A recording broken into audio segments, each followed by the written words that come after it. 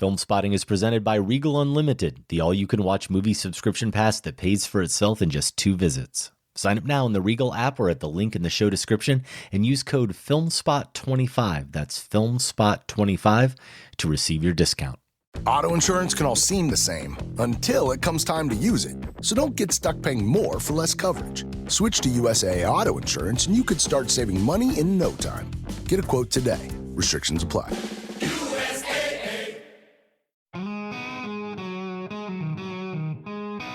What kind of a show are you guys putting on here today? You're not interested in art? No. Now look, we're going to do this thing. We're going to have a conversation. From Chicago, this is Filmspotting, celebrating our 20th year. I'm Josh Larson. And I'm Adam Kempenaar. When they lowered my wife into the coffin, I had an intense urge to get into the box with her. You never considered cremation? How dark are you willing to go?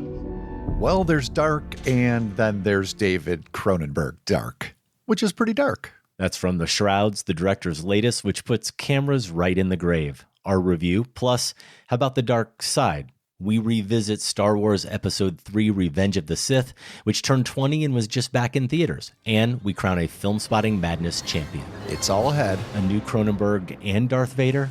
That's a lot of heavy breathing, Josh. On Filmspotting.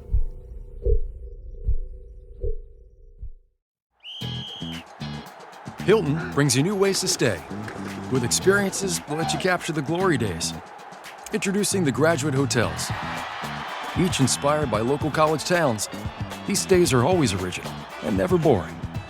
Get in touch with traditions all across the country and enjoy a stay that's a class above the rest. Book at Graduate Hotels with Hilton Honors Points at Hilton.com. It's a win-win. Hilton, for the stay. Welcome to Filmspotting. It's official, Josh. We have a winner. 64 films, Filmspotting Madness, best of the 21st century so far, down to 1. Later in the show, we will have results from the final pairing, which pitted PTA's There Will Be Blood against David Lynch's Mulholland Drive. We'll also announce the winner of the Filmspotting Madness bracket contest. Spoilers, it was not you, and it was not me. Oh. Well, I see no need to talk about it further. Then let's just move along, Adam. Also later, my conversation with film writer Violet Lucca about her new book, David Cronenberg, Clinical Trials, and some thoughts about the director's latest, The Shrouds, currently out in limited release. You also caught up with the latest from a former Golden Brick nominated director, Joel Potrykus. But first, Star Wars Episode 3 Revenge of the Sith is back in theaters for its 20th anniversary. This was the concluding chapter of George Lucas's prequel trilogy, the top-grossing film of 2005, when it made over $380 million. Critically, it was also the best received of the prequels. It got a respectable 79% fresh on Rotten Tomatoes. That's compared to 61% fresh for Episode 2 and 54% for Episode 1. All of those, for the record, way too low to my mind. I was just going to say, I'm shocked they're both that high. I did my best, Shocked. Adam. I did my best. Alas, you are one man, one critic. one ranking on Rotten Tomatoes. I don't know. Did Episode 1 suffer from unrealistically high expectations? Did Episode 3 benefit from unfairly low expectations? Maybe we can get into that a bit, but first let's play some of the trailer to get everyone caught back up on how Anakin became Darth Vader. Every single Jedi is now an enemy of the Republic. Do what must be done. Do not hesitate. Show no mercy. Who could have done this? Twisted by the dark side, young Skywalker has become. I feel so helpless. Going back in the time machine, Adam, this tale of Jedi Knight Anakin Skywalker's conversion to the dark side came to theaters in May 2005, which was just a couple of months after the launch of Filmspotting.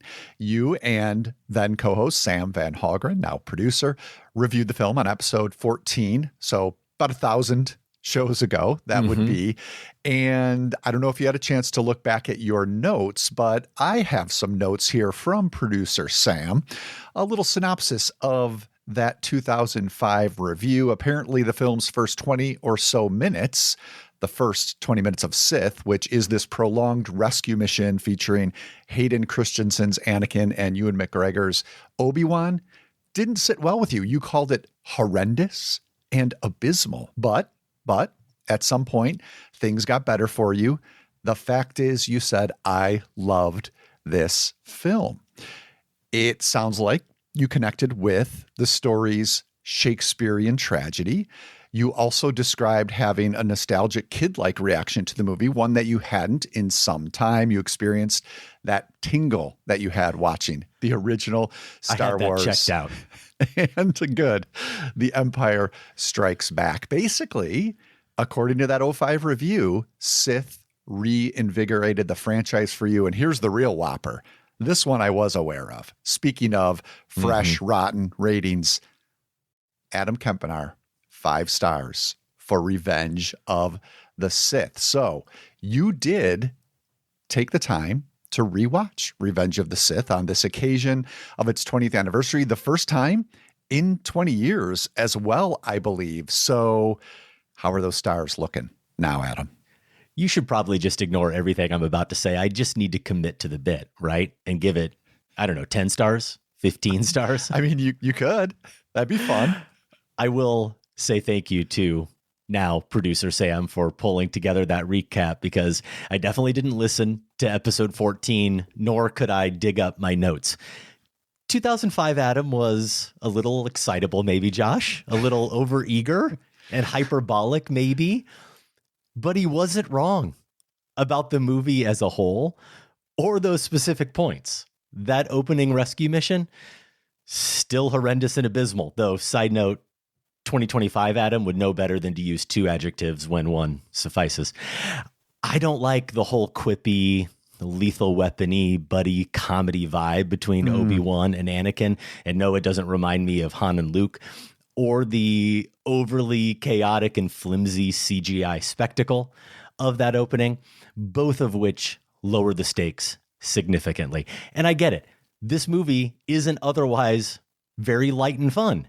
It could be called Revenge of the Stakes. It's so loaded with dramatic conflict and tragic irony. So having an opening that's a little lighter, but also intended to establish the rapport and the genuine bond between those two, and in the process heightening their tragic arc at the end, it makes sense, but it's not clever or visually thrilling. You know what, though? Things do get better. Anakin's story is a tragedy of Shakespearean proportions, and I did still have that nostalgic, kid-like reaction to it, something I felt maybe during the opening scroll and trumpet blast of The Phantom Menace, and then proceeded not to feel again until Revenge of the Sith. Is it a great Star Wars movie? It's certainly the greatest prequel, and I'm not damning it with faint praise when I say that, because episode 1 and episode 2, for me, were so unsatisfying that it's a testament to the magnitude of Lucas's achievement with episode 3 that it sticks the landing as effectively as it does, both in terms of the film's actual ending and ultimately delivering on the, pardon me, new hope we all felt when the prequels were originally announced. Anakin, I'm guessing Josh would be a little put out and petulant to hear that I'm not planning to reissue the movie 5 stars. But am I giving it 4 stars and probably 4.5? Search your feelings, Josh. What do they tell you? And I know I'm the only one who rewatched it for this occasion. This was Sam's idea. Let me see if I have his words right, to see if I'd walk back my reaction from 20 years ago. I guess I'm not really. But according to Letterboxd, you rewatched this movie in 2015. You watched it again in 2018. Both times you gave it 4 stars. So we're not going to be duking this out with our lightsabers. You agree this is a good movie. I agree on a lot of this. I agree it's the best of the prequels, though notoriously I am a fan of all 3 prequels. I think we're in alignment with what makes this one particularly good. When I think back on this particular trilogy, if there's something that's lacking for me, and you've touched on it with that opening, though I do like the opening. I remember the gravity of them flying through that Coruscant cityscape, feeling that a little bit more, and maybe the effects just don't hold up for that. But I will admit, it's not the sort of set piece that both Attack of the Clones and, to me, Phantom Menace, those offered us incredible Star Wars sustained special effects, action driven, yet narratively rooted set pieces. The pod race will forever be the one I think of from Phantom Menace. And I don't recall getting a lot of that in Revenge of the Sith. There is the fight, Obi-Wan's fight with General Grievous. One of the great prequel creations in terms of characters. And I remember that being kind of fun.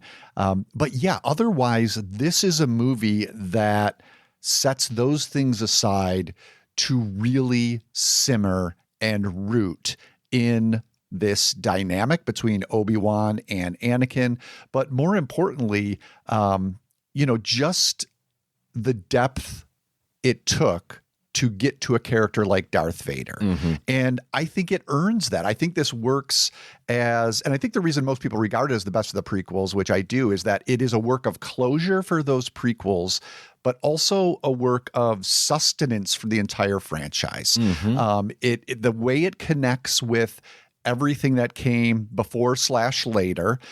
It's doing so with a richness, with a brooding quality that makes it work as this capper and this bridge. So yeah, I did take a look at the original trailer, just to refresh my memory a little bit. And I would be curious. Here's a question I have for you. Here's the things that were going through my mind. I would have been looking for if I'd had the time to rewatch it.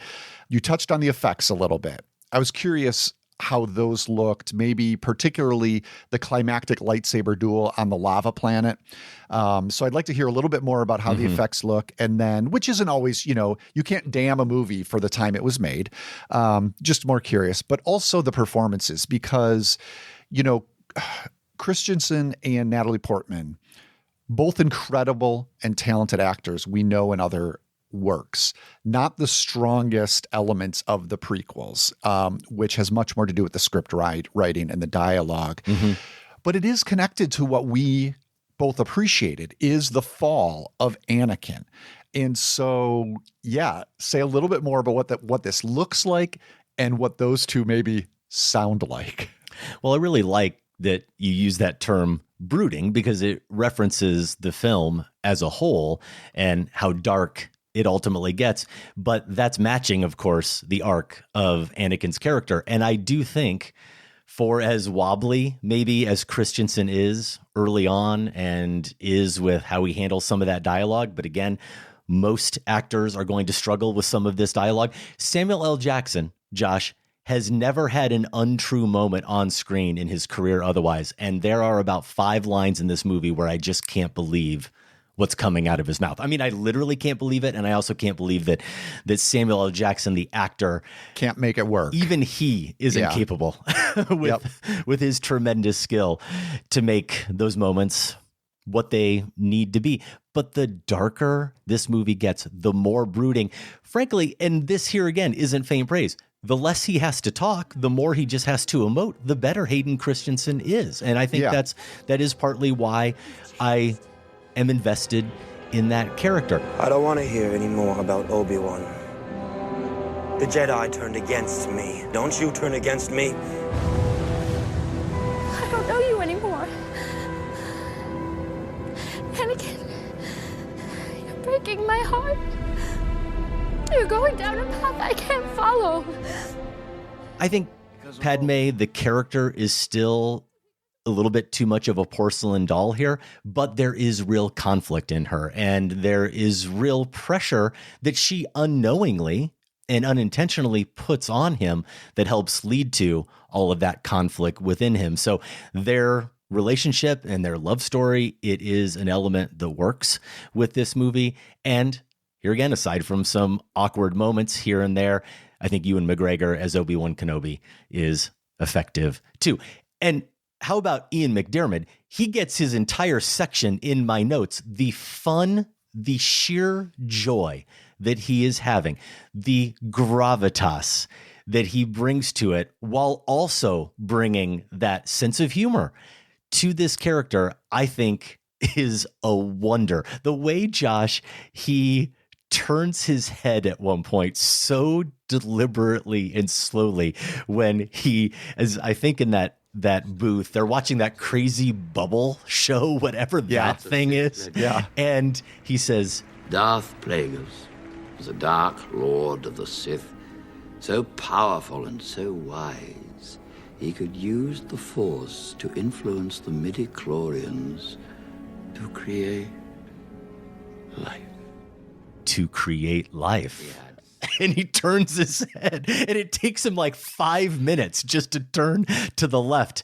It's so good. But then when he has to really dig deep and we get that gravelly voice, a character as he becomes the Emperor, who reminded me of, and I Googled this and I couldn't find anything, so maybe it's just not there. But I wondered if Lucas was intentionally channeling Friedkin in The Exorcist because of the eyes, the way the eyes change, the faces of both Anakin and Palpatine, and that voice, the Mercedes McCambridge-like voice that he takes on, that makes that character really more terrifying, but I'll use the word again, but at the same time, very fun. So he's at the top of the list for sure when it comes to performances. The attempt on my life has left me scarred and deformed. But I assure you, my resolve has never been stronger. McDiarmid cracked the code. He's cracked the Lucas code in terms of performer. Whatever that alchemy is, and I think Alec Guinness has this too, managed it as well. Maybe it's just, a UK actor. Less theatricality to his Obi-Wan, but yeah. Yeah, less theatricality, but a playfulness that is not undercutting or making fun of the material. Right. And think of how delicate of a line that is to dance on, where in this film in particular, if McDiarmid pushes it, it's almost like a half second more for that head turn, and he would have pushed it into making fun of the moment, right? And now some people may still appreciate it as camp. It's a little bit in the interpretation there, but I think overall that's the key to the performance is he believes what he's saying while still having fun with it and not making fun of it. And if you're able to do that, you can give a good performance in a Star Wars movie. Otherwise, what mostly happens is it's quite clear you don't believe it at all.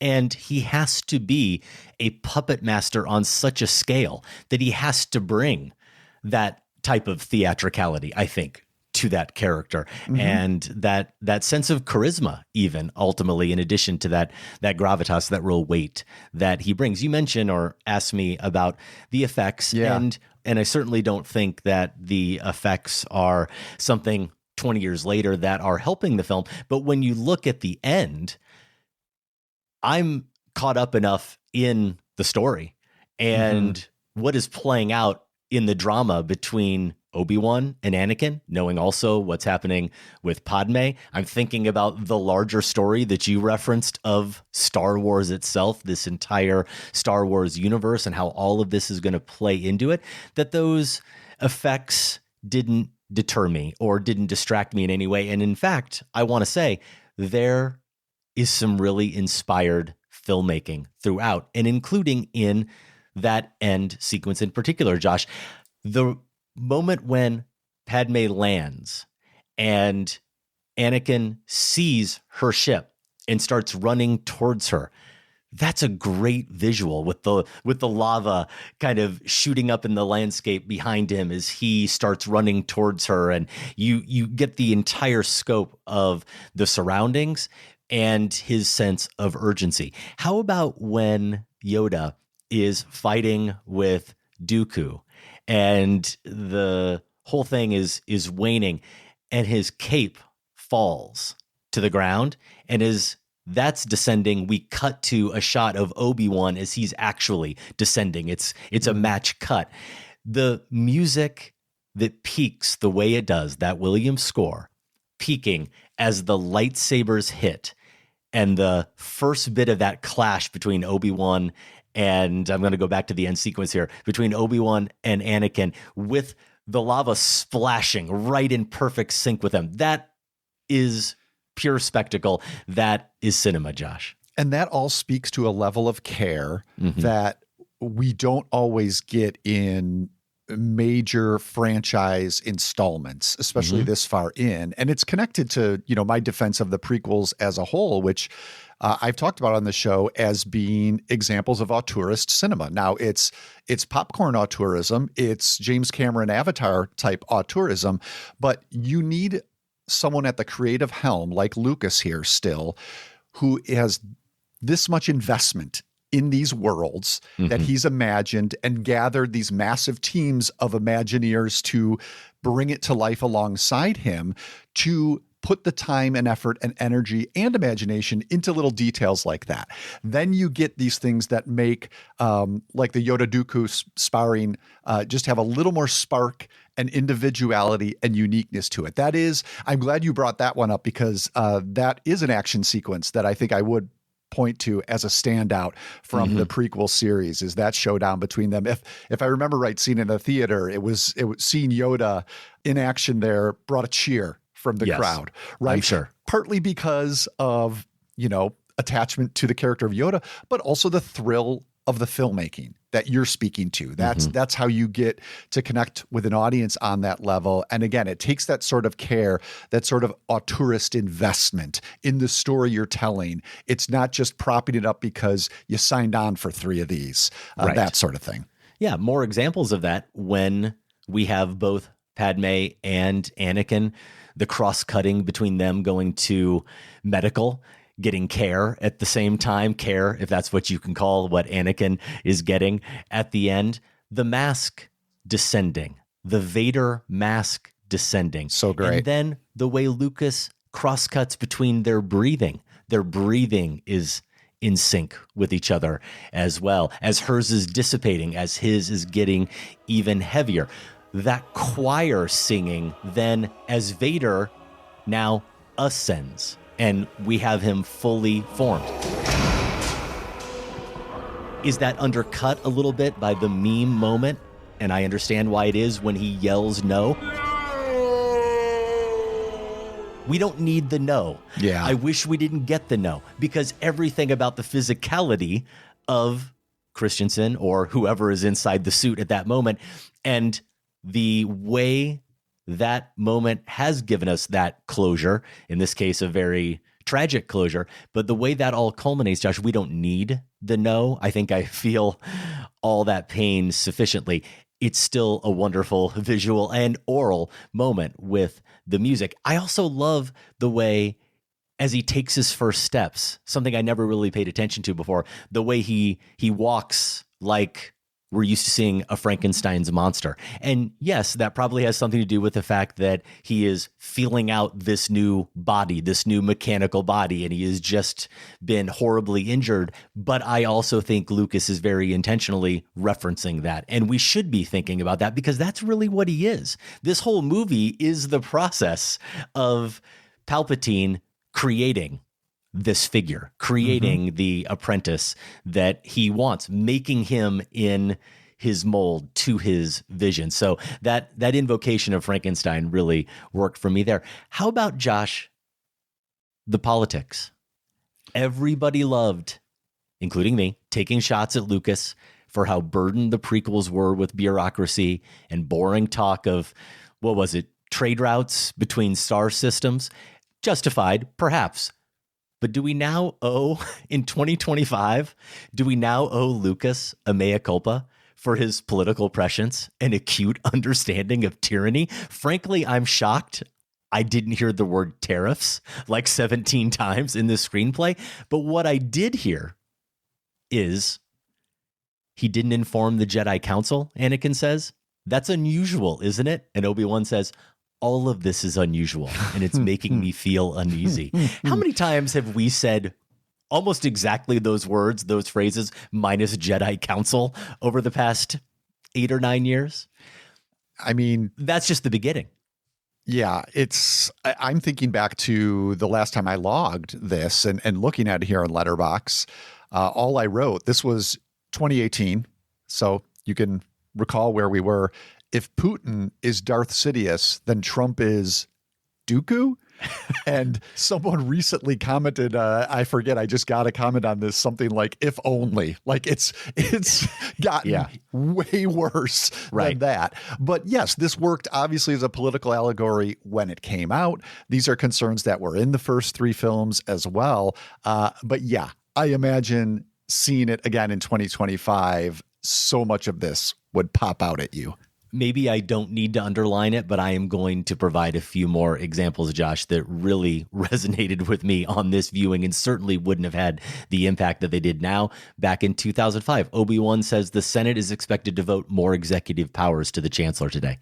And Anakin says, well, that can only mean less deliberating and more action. We hear phrases like that quite a bit. Anakin, me, a master, I'm overwhelmed, but the council elects its own members. They will never accept this. Palpatine, I think they will.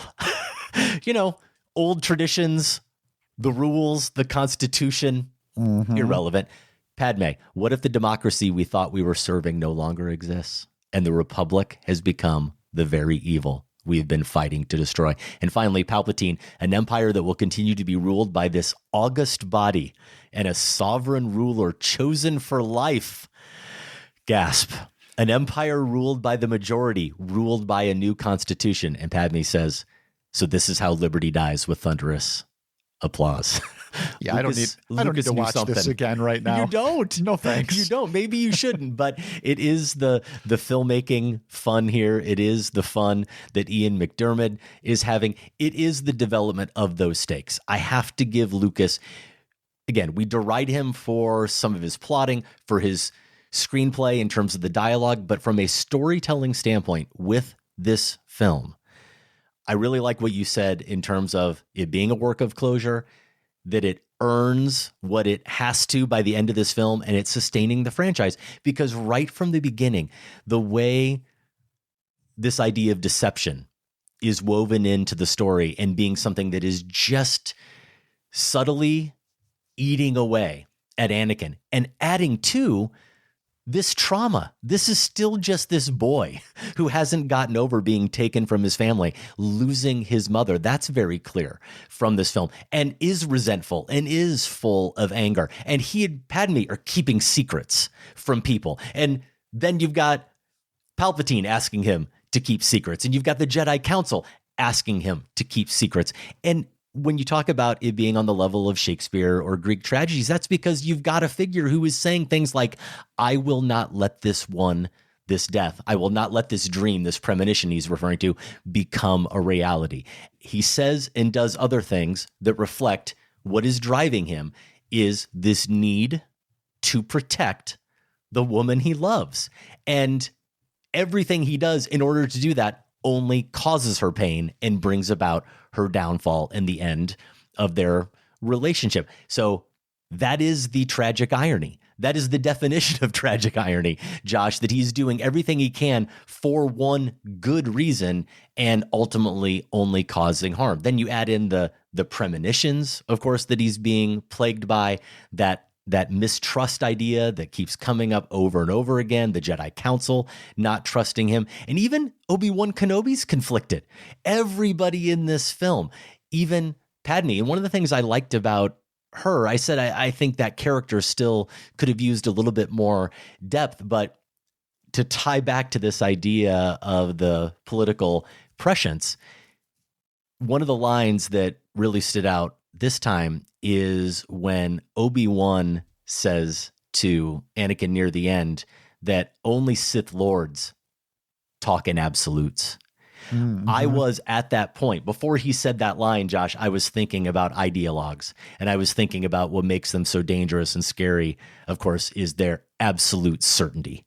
And then he says that, but Padme is kind of the only character you could argue, even thinking about the Jedi, who truly doesn't fall victim to dealing in absolutes, because she's someone who has seen the truth, knows in her heart what the man she loves has become, knows what he has done and is capable of, and yet says, I know there is still good in him. Yeah. She believes fundamentally, and she's right. There is. We know there is. We know at the end, even when he's become Vader, and certainly part of that may be informed by having seen the films that came after / before, but we know there is good in him. She's the only one who sees that. Obi-Wan doesn't see that. Yoda doesn't see that. They just know that he has to be stopped. Yeah, the seeds for all of this have been so richly planted in the first 3 films, and Return of the Jedi in particular. You know, that climactic, the choices made there to not just have Luke chop off Vader's head, but instead to give all of that time to Luke's attempt to at least recognize him as something other than Darth Vader. You know, without those scenes in Jedi, none of this would work as well as it does, but that doesn't mean that this movie is just leeching off those. It's enriching those scenes and feeding back. It's a loop feeding back into their richness too.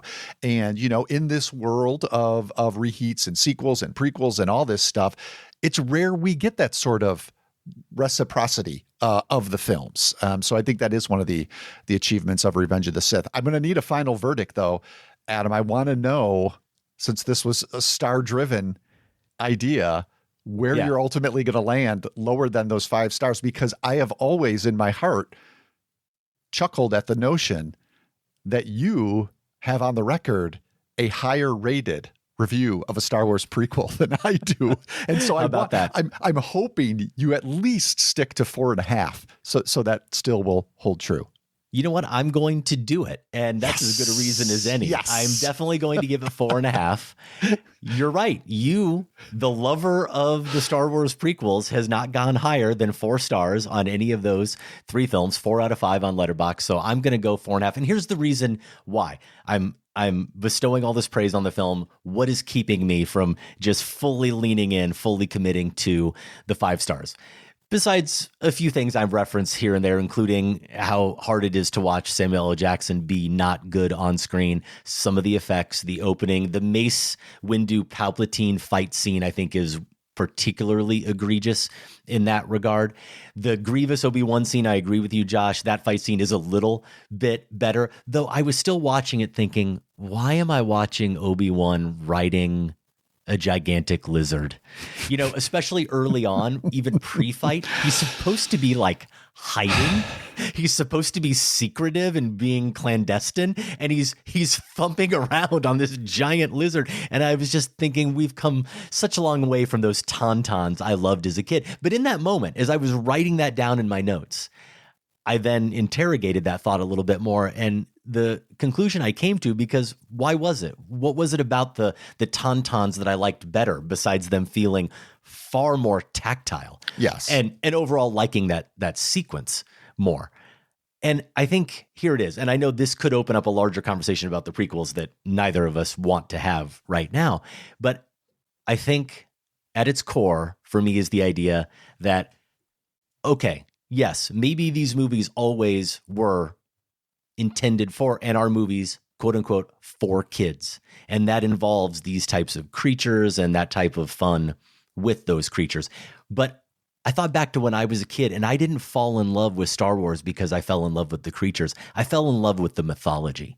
And it was how those creatures served that mythology and served that larger narrative. And it's only when the creatures start to feel like the point and they override the mythology that then some of us recoil a little bit at these films. And that's one of those moments, watching him prance around, thump around on this really fake looking pseudo dinosaur, that I start to tune out. Yeah, it might have been better if they'd given him one of those wheel vehicles that Grievous is driving, and just let him, duke it out wheel to wheel. Yeah.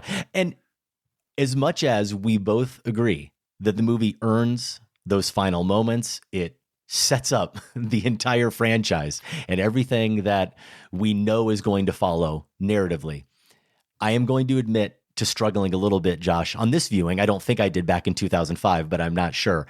Struggling a little bit with the idea, because maybe I saw so much good still in Anakin, or maybe I just didn't want to accept it. I was seeing him through the eyes of the woman who loves him here.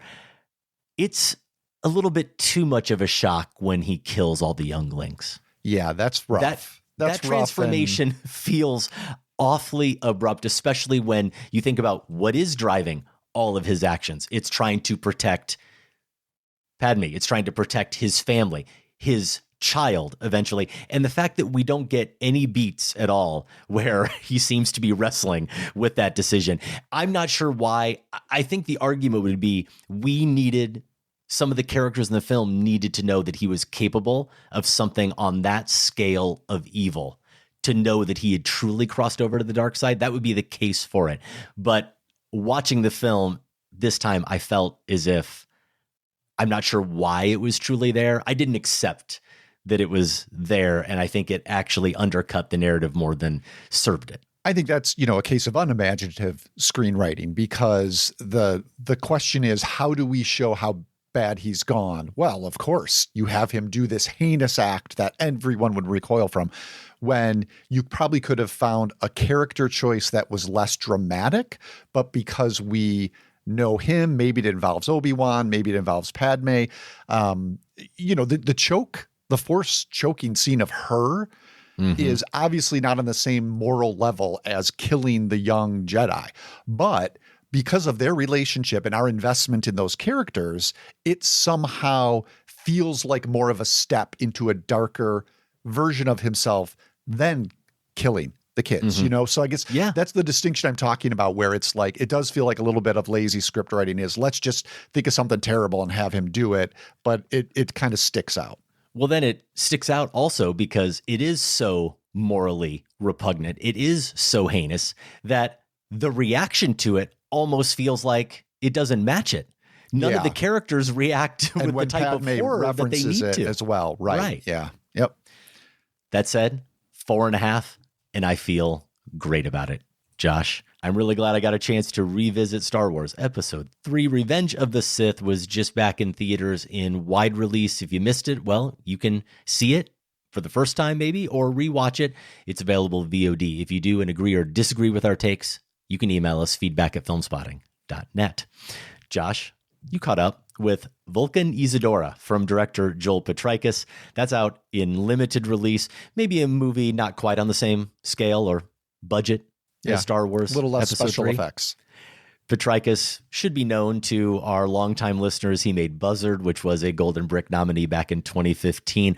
All I know about this film is what's in front of me here. Two friends take a trip through a Michigan forest intent on carrying out a disturbing pact. I want to see it because I did like Buzzard a lot.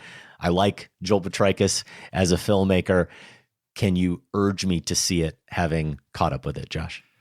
I strongly urge you. And it's funny, I just had a chance before we jumped on recording to sit down and write out, the rough sketch of a review. And a lot of times that's when I find out how much I liked a movie.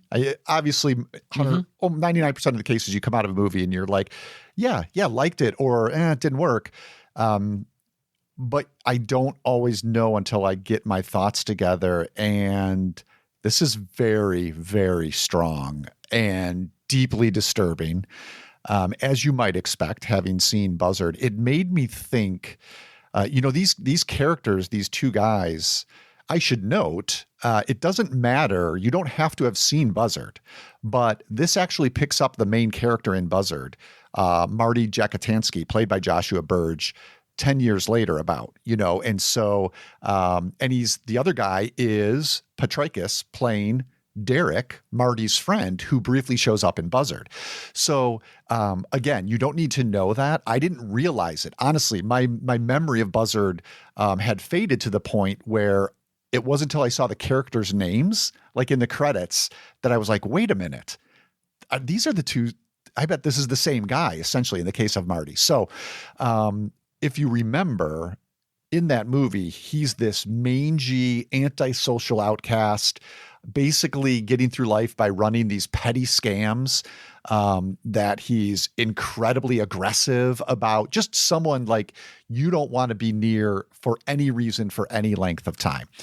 And this is multiplied in Vulcanizadora on this camping trip. I would say for the first 20 minutes, it plays more as pure comedy because Derek the Potrykus character does more of the talking. Marty is almost silent. And Derek is just this, we see him as this incompetent, self-deluded motor mouth. He's over-geared for this trip, whereas like Marty hasn't brought a thing, but Derek's got all the equipment hanging off of him, yet he can't light a campfire. He just keeps, but he keeps encouraging himself. He's like, oh, that's gonna burn, that's gonna light. And then of course it doesn't. And we get a lot of this stuff of these guys acting like immature adolescent boys in the woods with fireworks. Again, you don't want to be anywhere near them. But we also understand early on, and it's not exactly defined, that they're on this trip because they've made a pact of some sort. There's a point to this trip. And we increasingly get the sense that there's a darkness to the pact. We don't know what it is, but it's not good. You still owe me money. For what? I paid your bail. That was $700, and you said you'd pay me back. And if you don't go to your court thing, I'm not going to get that back. Well, I'm not going to court. Well, then you owe me money, man. Oh, man, you don't get it. The money doesn't matter anymore. The Jaeger grill doesn't matter anymore. Nothing matters anymore. I know that. Still $700, though. Wherever they're headed is not good. And so the movie begins to close in on you and them, even though they're in the outdoors, until it does sink in what they're there for. And it just struck me, Adam, that it's a real test for empathy, this movie and Buzzard. And I was thinking about this in terms of like Sean Baker's films, right? Which are, you know, Tangerine, the Florida Project. These are empathetic depictions of people on society's margins that you come to recognize and appreciate their humanity. And what Potrykus seems to be doing with Buzzard and Vulcanizadora, at least, the only two films of his I've seen now, is challenging us. Like, what if there is nothing that you come to love about these characters? What then? And I'm not saying there aren't moments of humanity in it. Potrykus actually gets a soliloquy that he like really nails, and does open up a little bit insight into Derek. But this is more like if Baker's making cinema about outsiders, this is like outsider cinema. These two films, even in its aesthetics, it's challenging you. There's this opening sequence of just the two of them walking along and this blaring like death metal on the soundtrack. At one point, Potrykus shifts to freeze frames in black and white and zooms in on their faces in ways that are kind of like jarring and off-putting. And it builds to this scene that's excruciating, I will say. And another thing Potrykus does is he holds on scenes and lets them play out far after you want to be out of that scene. But it never feels exploitative, or it's because this is this person. This is what the choice they're making. This is who they are. And then you have to wrestle with that. So it's challenging in terms of outsider cinema in that way. And yet somehow I'm sitting here just thinking about the things that it prompts in you and in this character of Marty too, about confession and trying to form some sort of friendship and maybe being incapable. I don't know. I'm obviously still thinking a lot about it, but yeah, you need to catch up with it. I do. I missed it when it played the 60th Chicago International Film Festival last October. So I'm definitely going to see it here before the end of the year. On that recommendation, Josh, it's currently out in limited release. If you see Vulcanizadora and agree or disagree with Josh, feedback at filmspotting.net. I feel better. I think I feel better. Yeah, you feel better now. But tomorrow, you're going to feel bad again. Listening is the number one thing you can do to support an independently produced show like Filmspotting. A couple more things you can do. Take a minute to give us a rating or a review on Apple Podcasts or Spotify. You can do this whether you're a first-time listener or you've been listening for 20 years. Every new review helps us reach new listeners. Another way to support us, join the Filmspotting family at filmspottingfamily.com. Thank you to family member Amber Noel from Atlanta. I've had the honor of editing some of Amber's writing over the years, so great to see her here as a family member. Amber says, I found film spotting during a year in my mid-30s when I moved in temporarily with my parents so I could work on a writing project. You guys kept me company on long walks around their subdivision and some days helped keep me sane. Love you, Mom and Dad. Favorite review or segment? I enjoyed Adam's interview with Ethan Hawke and always enjoyed decade brackets and deep dives into particular auteurs. Keeps my watch list fresh. Here's a good one. What review did we get wrong? Oh, man. I was talking back so hard at both of your analyses of the end of Lost in Translation. What did Bill Murray whisper to Scarlett Johansson? I will be convinced until the day I die that he was simply telling her that everything was going to be okay. It was a tender, wise goodbye. A whispered suggestion of another rendezvous?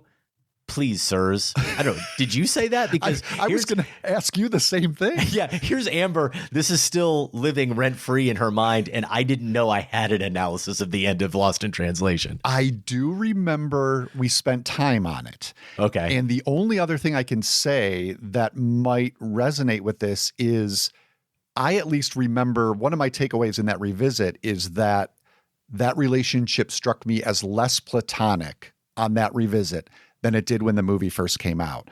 Now, I don't know if that led me to theorize this about that whisper. Maybe though, we'll have to go to the tape. Yeah, or have Sam go to the tape and make bullet points for us.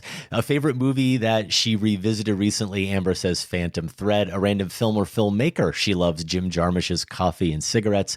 A movie she credits with becoming a cinephile is Eternal Sunshine of the Spotless Mind. It was the first rated R movie I saw in the theater, and my sensitive teenage evangelical conscience was torn. Josh, tell me if any of this connects with you. But I remember praying and telling God, Lord, this looks like a really good movie. If you don't want me to see it, you'll have to tell me afterward. Turns out the Lord was okay, and so was I. The movie blew my mind, broke my heart, and changed my engagement with movies since. Oh, what a great story. No, the only similar one I have is, which I may have shared on the show, when Debbie and I were on a date to go see The Silence of the Lambs, and we were going to the late show. My parents were at the early show. They waited in the parking lot and said, you're not going to take her on a date to this movie. So we circled the mall. I was going to say, and snuck in. You had to. Circled the mall until they left and went right in. So that's my version of Amber's story. A book about movies or movie making. Amber says she hasn't read it yet, but David Thompson's The Big Screen is in the queue. Thank you for joining the family and for all your years of listening. In addition to keeping us doing what we're doing, your support comes with perks. You get to listen early and ad-free. You get our weekly newsletter. You get exclusive opportunities like being part of the Filmspotting Family Discord, and you get access to monthly bonus shows like what's dropping soon, our April bonus, Ask Us Anything, and our May bonus coming soon, a draft with our Filmspotting Madness Bracket Contest winner. You can learn more at filmspottingfamily.com. Adam, I'm hearing a lot of people talk about their in-theater experiences these days, whether it's going to the re-release of Revenge of the Sith and soaking up that nostalgia with a crowd or cheering along for parts of that movie, or how about Sinners? People talking about seeing Sinners with a rousing audience, just grooving to the musical sequences. The in-theater experience feels like it's at a good point right now. If you want to see Sinners, if you wanted to see a re-release like Revenge of the Sith, you could have seen either of those for free with Regal Unlimited. Regal Unlimited is the all-you-can-watch movie subscription pass that pays for itself in just 2 visits. Right now, Regal is offering Filmspotting listeners endless movies for less. If you sign up for Regal Unlimited using code FILMSPOT25, you'll get 10% off a 3-month subscription. Regal Unlimited is the only truly limitless movie subscription pass. You can see any standard 2D movie anytime. There are no blackout dates or restrictions. And with Regal Unlimited, you won't just save money on tickets, you also save on snacks. Members get 10% off all non-alcoholic concessions. Sign up now in the Regal app or at the link in the description and use code FILMSPOT25 to receive your discount.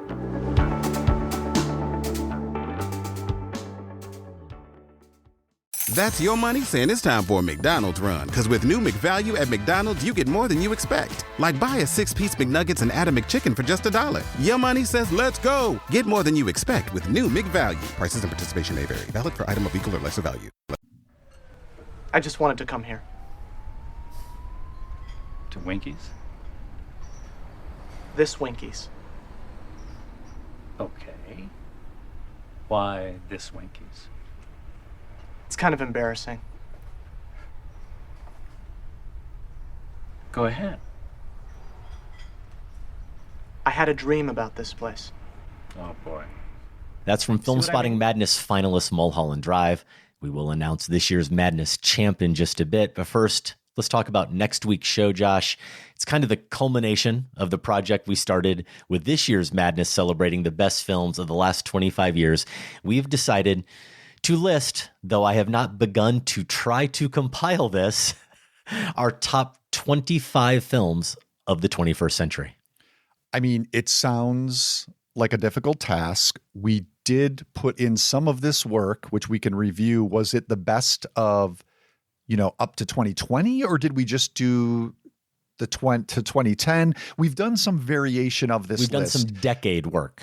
Work that at least will give us a starting point. Now, I'm not going to copy and paste those. I want to rethink about my opinions of some of the movies on there, maybe find titles that weren't on there at all that I want to shift in. So yeah, a bit of a monumental task, but of course Madness did some of this work for us too. We're already in this headspace. We are, though, of course, you're not part of the selection committee by choice, by your choice, not our choice. And that means that the Madness seating doesn't necessarily reflect your ranking of the best films of the last 25 years. And it doesn't really reflect my ranking or Sam's either, because we're trying to anticipate how voting ultimately will go. So yes, plenty of overlap, or I am at least assuming there will be a fair amount of overlap, because there are plenty of titles that made the Madness bracket that I love and that were among our favorite films of the year when we do our top 10s as part of our annual roundtable. So we will see how it all shakes out. It is daunting, but I'm looking forward to the challenge. Now, I guess I'll note this isn't going to be a 4-hour or 14-hour show. We're not going to go deep on all 25 films. We're going to kind of take them in groups of 5 and single out a film that we really want to highlight. That's how we're planning to approach it, to make this a little more manageable for everyone. Back on episode 300, Josh, before your time, when we were doing then the best films of the decade so far, 2000 through 2009, I had Mulholland Drive as the best film of the 2000s, but we have 15 more years of cinema to now factor in. Should be fun. For a schedule of future shows, visit filmspotting.net/episodes. Of course, you should always be aware that when it says subject to change, things are subject to change. Like this week, our plan was to have 2 authors on the show. Mariah Gates, we talked about her and her new book, Cinema Her Way, last week, and we were going to discuss a different movie celebrating an anniversary, Love and Basketball at 25. But some of you may have seen that Mariah mentioned on her Facebook page her dad is having some health issues. She's out with him. Had to back out this week. We wish them both the best, and we look forward to having Mariah on very soon to talk not only about her book, but talk about that film Love and Basketball, which now we have both seen. Yeah, can't wait to get into that discussion. So hopefully we'll get to do that with Mariah soon. This week on our sister podcast, The Next Picture Show, looking at cinema's present via its past. They've got a new pairing that I'm very excited about. Ryan Coogler's Sinners, of course, they had to discuss that one. And maybe the first movie that came to my mind while watching Sinners was the Robert Rodriguez, Quentin Tarantino collaboration From Dusk Till Dawn. That one came out in 96 with George Clooney starring, right there, his co-star, not a cameo, Quentin Tarantino. I love this pairing, but it reminded me, Adam, that in our review of Sinners, I meant to shout out a couple of other influences I thought of. And actually, I think it wasn't until after our discussion I thought about Steve McQueen's Lover's Rock, which we loved, but created this atmosphere of community and safety around music, which is such an essential part of Sinners as well. And then one that I've seen maybe one person on social mention, but it's a film forgotten to time by many, but I loved, 2006's Idlewild. This is a musical set in a 1930s Georgia speakeasy and stars the hip-hop duo Outkast. It's really great. It's a ton of fun, touches on some similar themes. So those are 2 other possible pairings, but I am excited about the one that the Next Picture Show folks are doing, From Dusk Till Dawn with Sinners. So what you're saying is next time, Genevieve, give me a call. Josh is ready.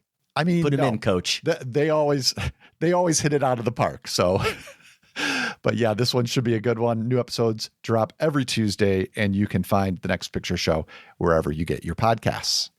The past few weeks here on Filmspotting, we have highlighted the Chicago Critics Film Festival, the group that we are a part of. Though we are not a part of the programming committee in this case, we would be proud to be part of that committee with some of the titles they've suggested. These film fests have always been a good time when we've been able to go to screenings and when we've heard the responses to these films that screen at the Music Box. As you're hearing this, the fest is ongoing. Started May 2nd, runs through May 8th. I've highlighted one title, Josh, that I recommend, the Zodiac Killer Project. You've had a chance to look over the list. Anything stand out to you that you're particularly eager to see? Yeah, I'll throw two out there. One is a midnight showing. It's going to be Saturday, 11:59 p.m. Mr. K. Had not heard of this before. It stars Crispin Glover as a traveling magician who finds himself in a Kafkaesque nightmare when he can't find the exit of his hotel. Now, Glover, I was looking up his credits. You know, he was on the TV series American Gods a few years ago, popped up in an episode of Guillermo del Toro's Cabinet of Curiosities more recently, but otherwise, it's been a while since he's been a reliable weirdo on the big screen. And so this is good to see him back in an intriguing premise. It's written and directed by Tallulah Hazekamp Schwab, a Norwegian-Dutch filmmaker who's based in the Netherlands. Again, that's going to be 11:59 p.m. Saturday, May 3. If you're not a late night person, an afternoon showing that I think I'm going to try to go to is Of Friendship, Sunday at 4:30 p.m. The plot line is suburban dad Craig falls hard for his charismatic new neighbor, but Craig's attempts to make an adult male friend threaten to ruin both of their lives. This has Tim Robinson as Craig and Paul Rudd as the new neighbor. Now, Robinson, folks might know from the Netflix sketch comedy series, I Think You Should Leave with Tim Robinson, which features characters so awkward or inappropriate, basically everyone does want them to leave. It was one of the more bizarre examples of serious comedy I've seen in recent years. Hilarious and uncomfortable, also oddly profound about the desperation of humanity and opportunities to meet that with kindness. So if Tim Robinson is someone who's been on your radar, I'm sure you're intrigued by Friendship as I am. It's written and directed by Andrew DeYoung, who has done a lot of TV work, including a handful of episodes of Our Flag Means Death. So again, that's Friendship, 4:30 p.m., Sunday, May 4.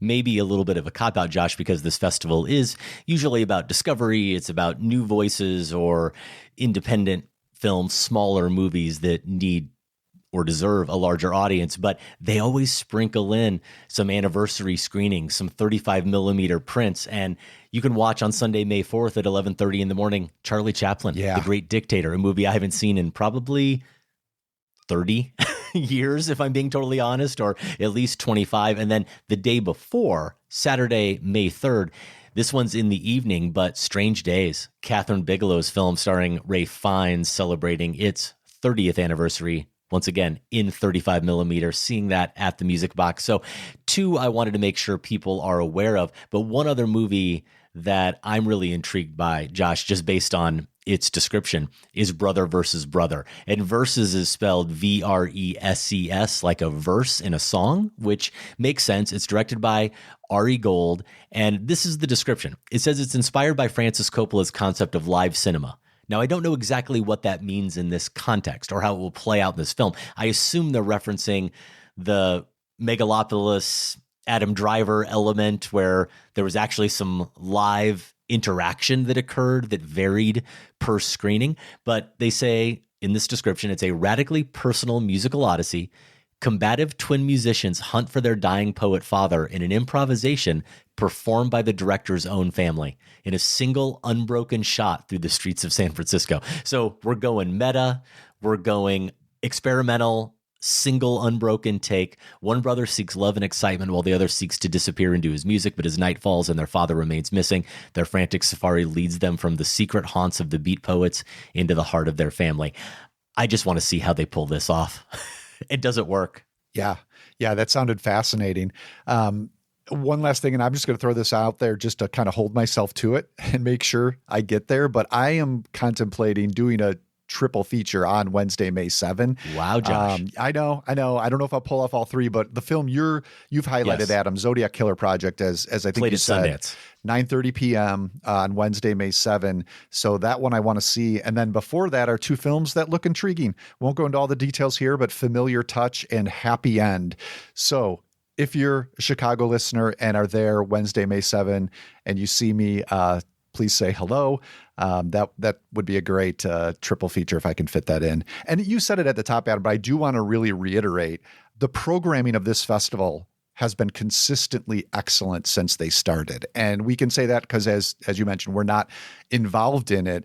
And each year I'm impressed with the films that they find, just smart picks, good restorations or anniversaries, as you said, but also they are often ahead of the game, with some movies that either end up getting release and are incredibly strong or some other scenario where they become, ones you'll be glad you have seen, and you'll likely have seen it at this festival first. That fest is going on now at the Music Box. You can learn more and get your tickets at ChicagoCriticsFilmFestival.com. This is blasphemy. This is madness. This is absolute madness. This is madness. Madness. Hey, this madness. But this is absolute madness, Ambassador. Why should you build such a thing? Madness. This is Sparta! Zack Snyder's 300, curiously, not one of the 64 films to make this year's Filmspotting Madness Best of the 21st Century. So far, Madness is our annual bracket-style movie elimination tournament. 64 movies, only one survives, and it's time to announce a champion. The best film of the last 25 years, as determined by Filmspotting listeners. And as it turned out, our finals matchup was between our number 1 seed and our number 2 seed, Paul Thomas Anderson's There Will Be Blood, up against David Lynch's Mulholland Drive. Let's get to some listeners' thoughts about this matchup before we reveal the winner. Here's Josh Newby. Both are obviously masterpieces, so there's no wrong answer. But if Mulholland Drive wins, I think it'll be largely based on Lynch's passing and a desire to honor his legacy. But There Will Be Blood is truly timeless in its critique of greed, capitalism, family, and religion. So Mulholland Drive might be the best movie of this era right now, but There Will Be Blood is the best movie of this era long term. Here's Jose Gonzalez. I'm not sure how Mulholland Drive beat Grand Budapest, In the Mood for Love, or Eternal Sunshine of a Spotless Mind. Can we get a recount? I don't know, Jose. The committee is awfully busy as it is. Here's Keith Hook Up the Doll Moser. I guess I should rewatch Mulholland Drive because I don't see how it made it past half the movies it defeated here. I gave it 2.5 stars after my one viewing back in 2007.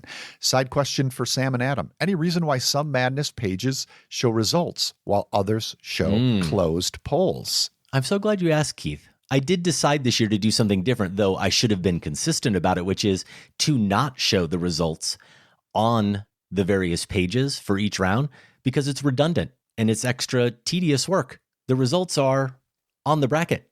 You can look at the bracket. You don't need to look at it on those pages. So moving forward, I probably won't put the results at all on those pages. I'll just close the polls. That said, the play-in page is one where you need the results because those don't otherwise show up. Gotcha. On the bracket. So there's your answer. Keith, here's Daryl. Look, I love P.T. Anderson as much as most cinephiles, but Mulholland Drive is a better film, and quite frankly, a win for Mulholland Drive would be an easy way to pay respect to this artist whose work will be sorely missed. How about we end with this from Mitka? Congratulations, Filmspotting Nation. You're boring. You're boring, Mitka says. Well, enough suspense. How did it come out? There was a lot of Lynch love, yes, but not enough to take down There Will Be Blood. PTA wins it 54% to 46%. And if you maybe are thinking, okay, well, it was the number 1 seed, had a pretty easy path, that's why it won. Here are the movies it took down on its path to the championship. Christian Mungiu's 4 Months, 3 Weeks, and 2 Days, Denis Villeneuve's Arrival, the other Andersons' The Royal Tenenbaums, David Fincher's The Social Network. In the final 4, the Coen Brothers' No Country for Old Men, and finally, Mulholland Drive. And that turned out to be its toughest competition, with No Country getting 45% of the vote. And here, we had Mulholland with 46%. Otherwise it was winning in the 60s or 70s as it made its way through the bracket. But some formidable titles there. And this is There Will Be Blood's second Madness win. It also won the Best of the 2000s back in 2019.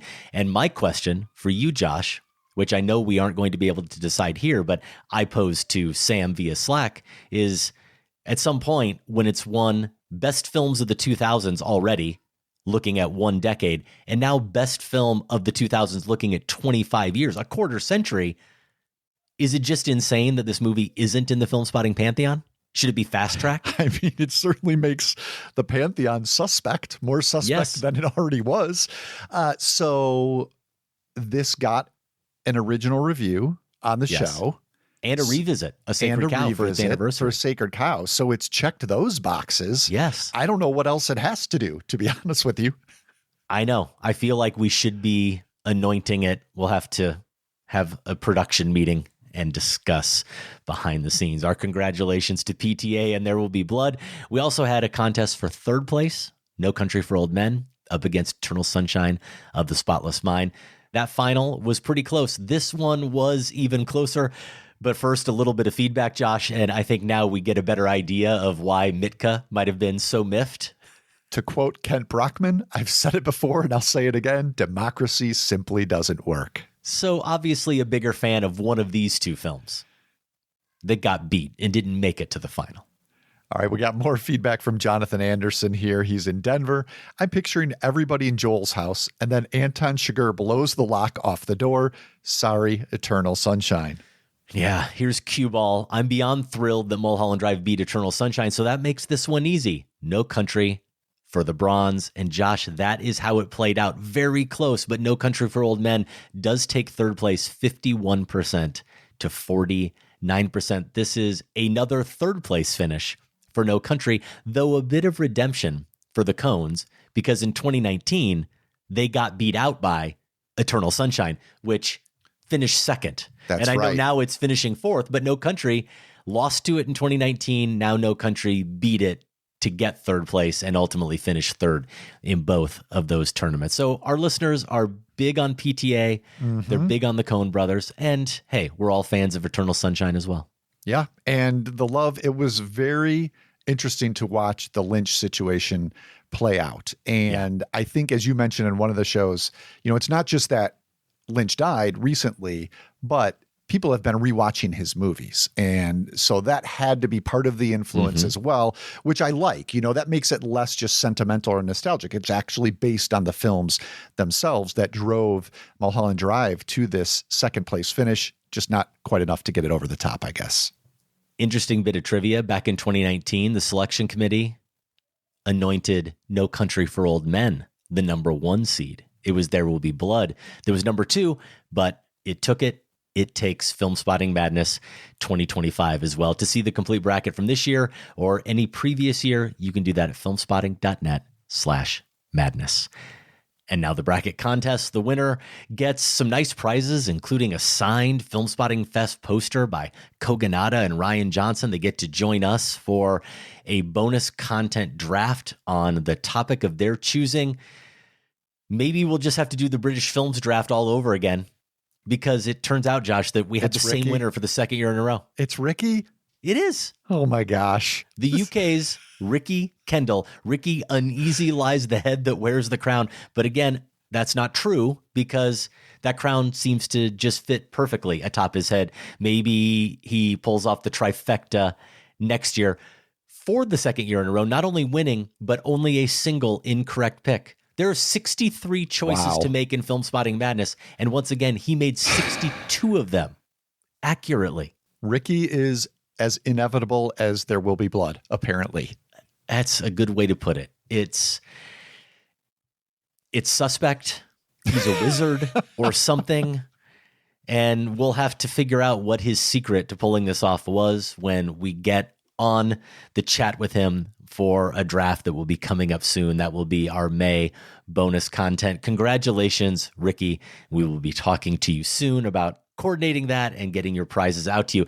Man, I'm going to have to drop some money sending that poster across the pond. Yeah, no kidding. Oh my gosh. Filling out some customs paperwork, but Ricky, you have definitely earned it. In terms of our internal bracket challenge, well, as I projected, I went from first to worst. I tried to be bold. I had Mulholland Drive defeating There Will Be Blood in the final. That obviously did not happen. That means I dropped. I'm the big loser and will have some punishment coming my way to be decided by you, Sam, and Filmspotting Madness Godfather, Mike Merrigan. Josh, you just escaped. You finished third, 106th overall. Well, you know what?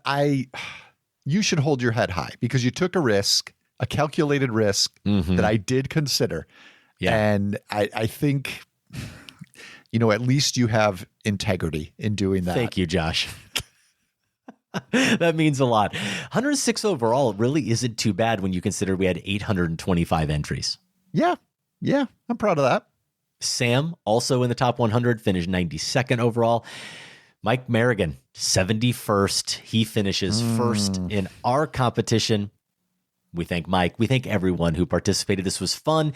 And I notice that it's not here in our show outline, Josh, but we are all set to announce that we are, in fact, going to go back in 2026 to our decade by decade approach. Yes. We're not sure we're going to continue it after 2026, but we are at least going to give you the best films of the 1940s. So excited for that. This is going to be a big blind spot erasure opportunity when we do these sorts of madness contests. Find those films that are considered, good enough to likely make the bracket, but for some reason one of us hasn't seen, catch up with them. And I know listeners like doing that as well. So that'll be a fun one. And there's more good news. I'm sure that most listeners, not all listeners, but most listeners are like us. And unless you grew up in this era or shortly after, the more recent the decade, the more films you've seen. Definitely the 1940s list on Letterboxd has my biggest percentage of films that I need to see, the most homework I need to do. And since I assumed I was not alone in that, I decided to hunker down, work with Sam, and I can say the earliest this has ever been accomplished, the shortlist is ready to go. We actually shared it with Filmspotting family members on Discord as a special benefit back at the beginning of this Filmspotting Madness. They've had some more time to do their homework, Josh, but you have from right now, early May, until the end of February to get ready. And we hope you'll participate. We hope you'll have fun with this competition. You'll enter the bracket challenge next February and May. And you've got time to do it because the shortlist is available, 100-ish titles that we're considering for the final 64. Filmspotting.net/madness is where you can find the list. Get on it. This episode is brought to you by Loom by Atlassian. Are you feeling stuck at work? Get your team unstuck with Loom video messaging and move work forward. Use Loom to simultaneously record both your screen and yourself to share a quick update, provide feedback, train a colleague, and everything in between. Plus, add Loom AI to your meetings for instant written notes and recordings. Try Loom today at Loom.com. That's LOOM.com. Those are the shrouds. You mean like burial shrouds? Not exactly. It's basically a kind of camera in her grave. Don't you find it hard to take? It comforts me. It's like she's floating in outer space. That was from David Cronenberg's The Shrouds. Vincent Cassel plays Karsh, a businessman who is mourning the death of his wife, played by Diane Kruger. He invents a radical technology that allows the living to monitor departed family members in their graves via this complicated video feed. When graves, including that of Karsh's wife, are desecrated, Karsh attempts to track down the perpetrators. It's worth noting that Cronenberg's wife of 43 years, Carolyn Zeifman, died in 2017. I do want to get some of your thoughts on The Shrouds, Josh, but first, my conversation with film writer and author Violet Lucca. She's been on the show before. I don't remember the exact topic, but back when she was the host of the Film Comment podcast a few years ago, we had Violet on. Excited to have her back, as she has written this great book and great looking book called David Cronenberg Clinical Trials, an illustrated monograph on Cronenberg's filmography that just came out this past December and is, quote, not a straightforward narrative about the filmmaker, but a dreamlike exploration of all that is Cronenbergian, unquote. Here is our chat.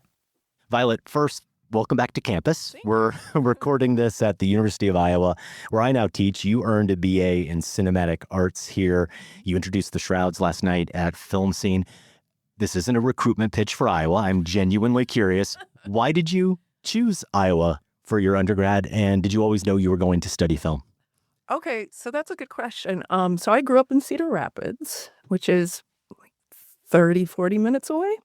And I did not originally plan to come here because the high school I went to was very nice, but there were a lot of very wealthy kids like sons and daughters of doctors, lawyers, etc. And they were going to like Ivies and sub-Ivies. And I was like, I'm going to try and go to Oxford in the UK. And then I had this whole very long application process, which surprisingly, going to a public school in the Midwest does not prepare you for. Did you set you up for Oxford? I'm shocked. Did not, but no, it was a very nice high school. I'm sure. Very nice high school, free. But so then I was like, okay, I guess I'll go to the University of Iowa, and I sort of was like upset about it. But then when I got here, I just really was able to throw myself into studies, and I was so impressed with how unique and in-depth, the teachers were, the TAs were, like everybody was so great. And even though I felt like maybe there was a point in my life where I felt like, oh, I failed, I'm so glad I went here, because after I finished the University of Iowa, I went to NYU for graduate school. And that program was very much a joke. So really? I'm very glad I got the education here. I got here, not obscenely expensive. It was just like nice people, good program, unique. And I feel like all of the professors had really kind of unique approaches to a particular subject. Like we watched the not obvious film noir. And then there was also like the seminar where it would just be like this amazing collection of really rare prints. Like I remember I took the Arabic cinema film seminar with Linda Mockdad, and it was like incredible. Like there's things that I haven't been able to find anywhere else. So I feel like it's good university. Yeah. But you'll get a good education. So Absolutely. So let's talk Cronenberg. Let's talk about your book, Clinical Trials. I think there's about a 10-year age difference between us, if my snooping on LinkedIn is accurate. The first David Cronenberg movie I saw and loved, but wasn't aware that it was a David Cronenberg movie, was The Dead Zone. The first Cronenberg movie I sought out and loved, because it was a Cronenberg movie, was Dead Ringers. Though that wasn't in '88 when it came out. I didn't really begin my cinephile journey until a few years later. What was your gateway Cronenberg movie or movies? Well, it actually was here. And again, this is going to sound like an advertisement for the University of Iowa and specifically Linda Mockdad, but I took a horror film course while I was here, and it really opened up horror to me. And we watched The Fly, and that was such a horrifying experience, and I was sort of shocked by how much it moved me and disturbed me. And so I went on like a Cronenberg kick after that, Videodrome, Crash. Like I just sort of threw myself into it, and I haven't looked back. So this is your first book. Did you always have in mind that you might write a book? And if you did, that David Cronenberg was going to be the subject. How did this come about? So I knew David Jenkins, who's the editor of Little White Lies. And he is one of the editors on this series of books at Abrams where they do, they've done one on P.T. Anderson, Bong Joon-ho, the Coen brothers. And he asked me if I wanted to write a book on Cronenberg. And I was like, it was a very daunting task, but I took it because it's such a great, I mean, it would be great to spend so much time with his work. So I threw myself in. I had a very good time. And I mean, people have always been like, you should write a book. And I was like, I don't know. I'd rather make a movie. But I'm very glad I wrote this book. And I don't know, my filmmaking will come back at another time. It is a beautiful book. It's one I've enjoyed thumbing through since I got it a few days ago. I do want to establish some bona fides, or lack thereof, on my end, because I have some fairly significant David Cronenberg feature blind spots. If you decide to storm out in a huff, I won't hold it against you. Chronologically, they are The Brood, Scanners. I know. Naked Lunch. Just wait. There's more. Crash. Oh, what? I know. And Crimes of the Future. The most egregious for me is Crash, just because by 96, I would have claimed to be a David Cronenberg fan. Right. I have no explanation for why I didn't see it. So if you were curating for me my own personal Cronenberg blind spotting marathon of those 5 films, what would your order be from most essential to least essential? Well, I think, when people ask me for film recommendations, I'd like to ask them questions about what they like. But since you're a dying little cinephile, I'll just do whatever I feel like. Please do. So I would say, normally I would say don't start with The Brood, but I would advise people before they watch The Shrouds to rewatch or watch for the first time The Brood, because that is also a very deeply autobiographical film of his. I would probably say start with the fun one, start with Scanners, and then go to Naked Lunch, and then go to Crash. Just sort of, once you're kind of on a roll, you can kind of move into Crash. And then, watch The Brood, and then watch the new film, watch The Shrouds. Oh, wait, and then Crimes of the Future. I mean, you could start with that one. You could. Like, that one's, like, so much fun. So, and it's, like, got all of the Cronenberg stuff that he, like, old Cronenberg and new Cronenberg. So. The research process for this book, did you rewatch? I'm assuming you rewatched a lot of things. What did you read? What, if anything, did you see for the first time? And did you have a clear idea going in what the framework was going to be? You divided into 2 parts, and then there's chapters within each going by specific Cronenberg themes or preoccupations, but the 2 parts being individuation and psychotherapy. How did any of that shift from the framework you maybe had in mind coming in as you did your research? Well, I got some very good advice before I started writing the book, and this was even before I wrote the proposal. And somebody said, get the structure done first, because you can write whatever you want in a book proposal, and chances are they'll take it, but you have to figure that out sometime. Like, you can't be lazy and not know what you're doing, because you're gonna have a headache later on. So I had the structure in mind ahead of time, and I just went for it. And I feel like, I read a lot of stuff that Carl Jung wrote. I read a lot of stuff that was written by Cronenberg scholars, but in particular, I went back to a lot of the original reviews and things written at the time and interviews he did, and I found those incredibly helpful. And specifically, Cronenberg on Cronenberg was just invaluable. But it was also interesting for me to see and sort of realize that the way that he talked about his films really changed over time. And I think he's, I wouldn't say it's a cynical thing. I think it's just a smart thing that the way he talks about them kind of shifts with the time. And then also people are just like not ready for certain things. So it was interesting to notice that change. That was something I hadn't really expected. How about your reaction to Cronenberg and his work and specific movies shifting maybe over time or through the process of researching this book? Did you have a discovery or rediscovery? That's a good question. And whenever you hear that's a good question, you're buying time. That means you're that person has to think about. That's great. I would say probably Rabid is one that I had sort of thought as like a lower Cronenberg, and that sort of came back to me in a different way, or rewatching it.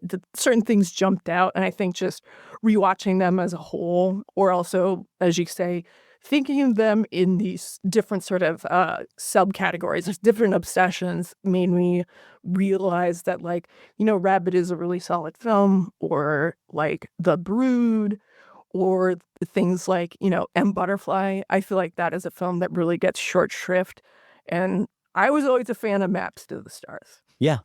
but like revisiting that, there was just so much extra stuff that came to me. And then even Crash. Because I remember I saw that with my friend Carrie in my apartment on Jefferson Street. And she turned to me at the end and she's like, I think we just watched a porn. I was like, yeah. And then rewatching it now, I'm like, it's not porn. Not So quite. that was probably Maybe not quite. Yeah. So that was one thing where I'm just like, okay, yeah, I feel differently about a lot of this stuff. Okay, so it turns out I misspoke. I have 6 major blind spots because I haven't seen Rabid either. Oh no, they So- showed it. Yeah, I know, and I missed it. Variety, they did a Cronenberg filmography ranking a couple years ago, 2023, I think. The Fly, your gateway Cronenberg, was number 1. It's number 1 on Rotten Tomatoes, highest score, 93%. I believe it's my co-host's favorite Cronenberg. I saw it on cable all the time as a kid, but didn't truly sit down to watch it like in one sitting I'm sure they until... also cut a lot of stuff. I'm sure they did, right? Because between TV and cable, who knows what I saw. I watched it finally, just, gave it my full attention 2021. I thought it was fine. It wasn't a revelatory Cronenberg experience for me. Do you have any unpopular Cronenberg opinions you'll admit to?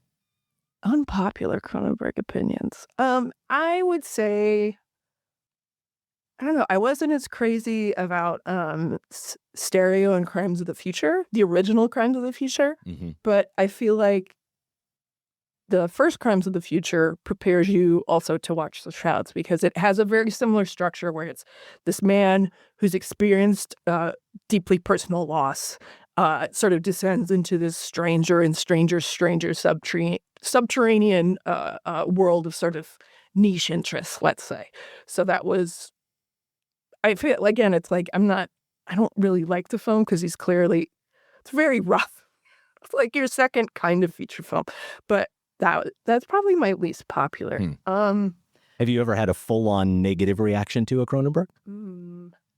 I mean, I thought Stereo was pretty dull, but it's like beautiful, but I'm just sort of like, okay, I get it. Yeah. I get the joke. This could have been a short, or it could have been part of Crimes of the Future. Like that, it's like the double album that could have been a single album. Yeah. So I said, I love The Dead Zone, even though I can't tell you for sure the last time I watched it, but I watched it constantly as a kid. And it is a movie I've thought about quite a bit during the Trump era. I'm not going to lie. I think about The Dead Zone quite a bit.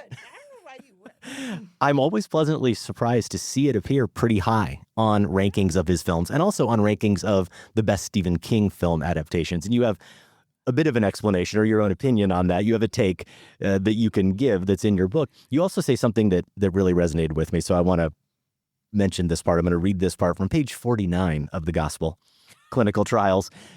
Such warm feeling is absent from The Dead Zone, which is what makes it so powerful. The retelling of King's novel is filtered through the eyes of its wounded protagonist, mild-mannered virginal school teacher Johnny Smith, Christopher Walken, who falls into a coma and awakens to discover he's lost his fiancée, Sarah, Brooke Adams, and gain clairvoyant powers. You're right. I would not call The Dead Zone a warm movie, but even more than the bloody scissors scene, which I've never gotten out of my head, which I should not have experienced at that young age.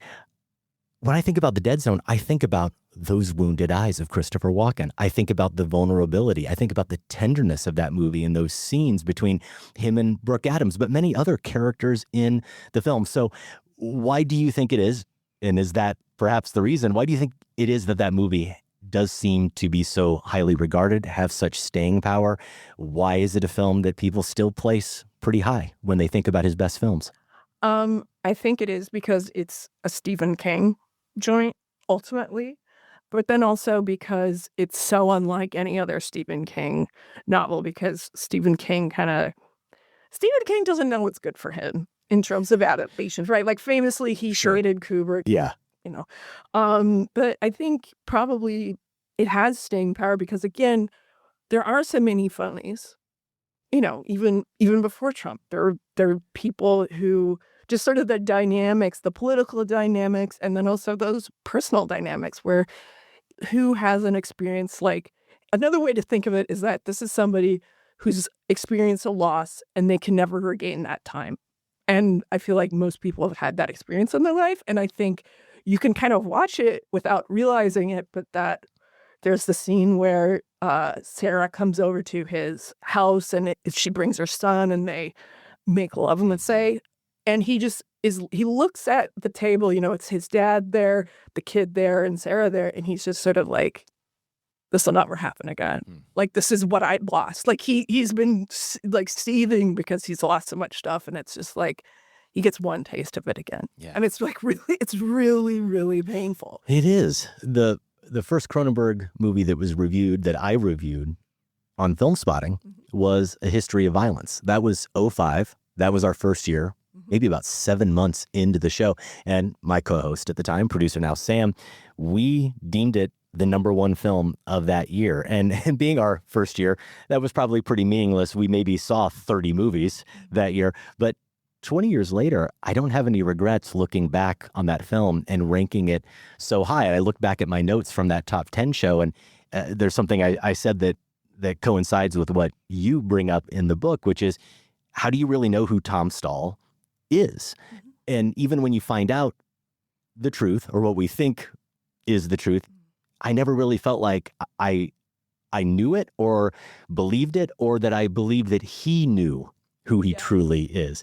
And you really do spend the movie, even walking out, you have to ask yourself, at what point does he know who he is? And is he fooling himself as much as he's fooling everyone else? And I love the way you phrase it in the book. You say he is at once an impossibly good and evil man. Yes. And I think that's accurate. And you say it's clear that Cronenberg is playing with Hollywood genre conventions, particularly those of crime films and Westerns, and teasing out the contradictions in the process.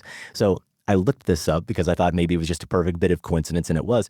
The first marathon we did on our show, and marathons have always been about filling in our cinematic blind spots. The very first one we did was Westerns. And it turns out that our Westerns marathon started about 2 weeks before we saw A History of Violence. So who knows if some of that was in my mind as I was taking in this Cronenberg film. I was getting my education kind of in line with watching this film.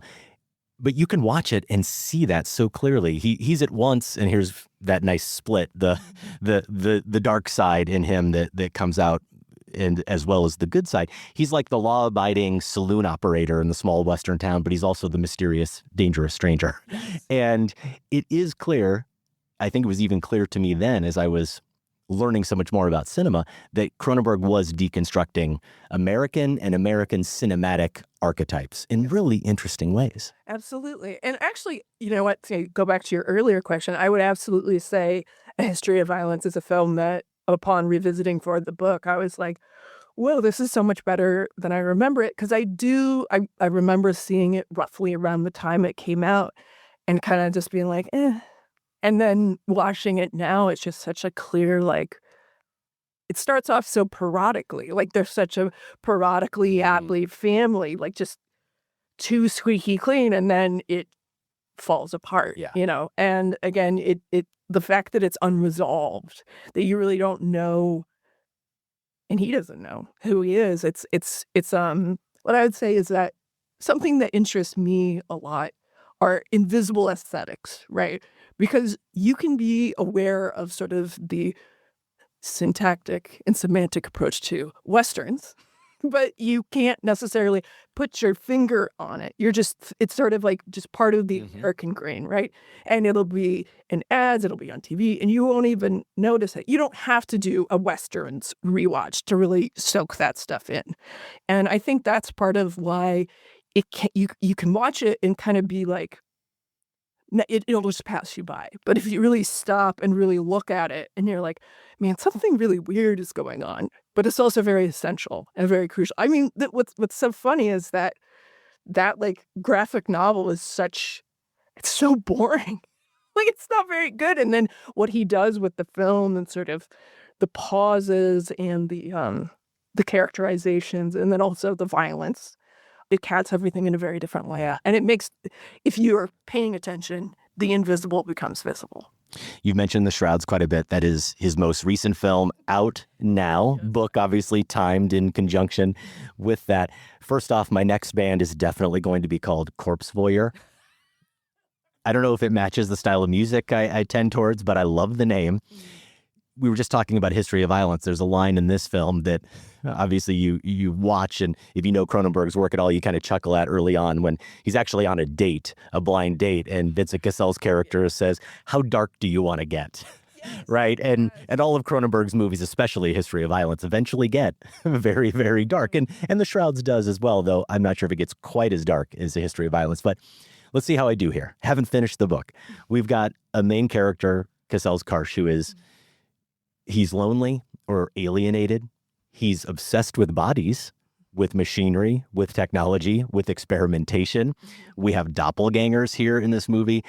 I would also say we've got, I can only classify it as the deadest of deadpan senses of humor. I don't remember who Karsh is talking to at one point, but this guy is just saying increasingly outlandish things. And Karsh's responses are, wow, wow.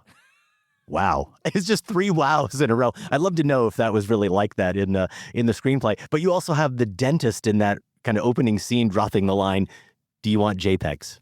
Which, if it isn't already, that has to become a meme. Oh my God. It's so great. So yeah, I want to hold off for a second on talking about what you've already alluded to, the autobiographical elements of the film. Despite all my blind spots, how did I do identifying what makes The Shrouds essentially Cronenbergian? I mean, I think you did. I think scratch the surface anyway. No, I do think How Dark Do You Want to Go and the doppelgangers. The one thing I would say you missed is the horniness. Yeah, because it is such a unapologetically, like, the loneliness is not just a spiritual loneliness. It's like, oh, my beautiful wife was so perfect. You know, it's not like Severance. No. It's very, very thirsty. And I love that. Yes, he's fantasizing about her, dreaming about his dead wife coming back in the flesh. Yes. And I mean, those scenes, those dream sequences are so, they're, she sort of, different pieces of her get taken away, amputated, cut away, operated on, and no longer his, which is weird, but the idea that her body is his, but that they're so together. I feel like even those dream sequences have this real sensuality and a familiarity and kind of like a common everyday, like they're in their darkened bedroom, they're in the bedroom they used to share, and it's such a fertile place for like that feeling of I can never go back. But it's also obviously her, getting amputated, his favorite breast getting cut off. Obviously that's a metaphor for losing someone in a very slow kind of unstoppable way. And that eventually he decides that it's not her disease taking these things away and that she's just sort of an innocent victim of biology, circumstance. It's that her doctor, and she's had this infidelity, or he believes she's had this infidelity. That's what actually took her away, and therefore he hates her. And his grief, because anger is part of grief. So instead of being angry at grief, he starts to be angry at her, and that allows him, in part, to move on.